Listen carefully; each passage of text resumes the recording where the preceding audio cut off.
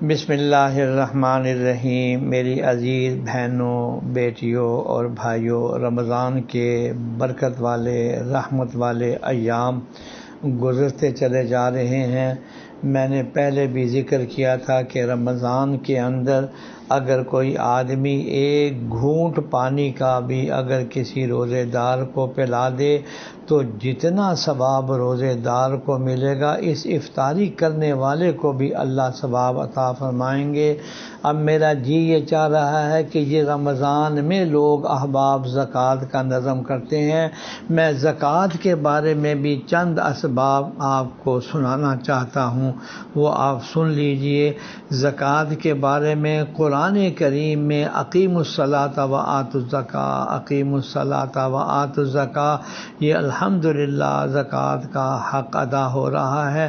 کمی اور کوتاہی جو ہے وہ میں بیان کرنا چاہتا ہوں کہ بعض لوگ زکوٰۃ دے کر بے فکر ہو جاتے ہیں کہ اب میرے ذمے کسی کی کوئی ہمدردی لازم نہیں رہی۔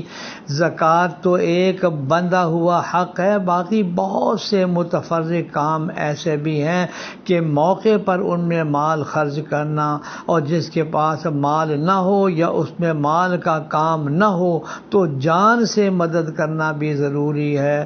باقی ضرورت کا درجہ اس کی تحقیق علماء سے ہو سکتی ہے۔ اس کی اجمالی دلیل ایک آیت اور حدیث لکھ کر پھر کچھ تفصیل سے میں آپ کے سامنے بیان کروں گا۔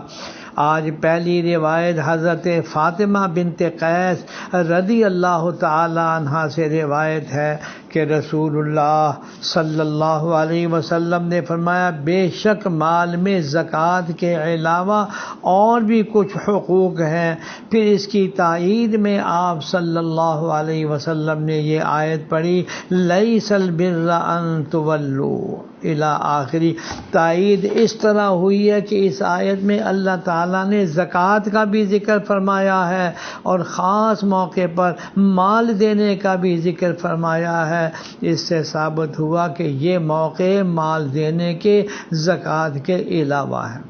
فائدہ، یہ دعویٰ آیت اور حدیث دونوں سے ثابت ہو گیا ہے، اور حاشیہ طیبی اور مرقات میں اس کی تفصیل سے مثالیں لکھی جاتی ہیں، یعنی یہ کہ سائل کو اور قرض مانگنے والے کو محروم نہ کرے اور برتنے کی چیز مانگی دینے سے انکار نہ کرے، مثلا پانی، نمک، آگ وغیرہ خفیف چیزیں ویسے ہی دے دے۔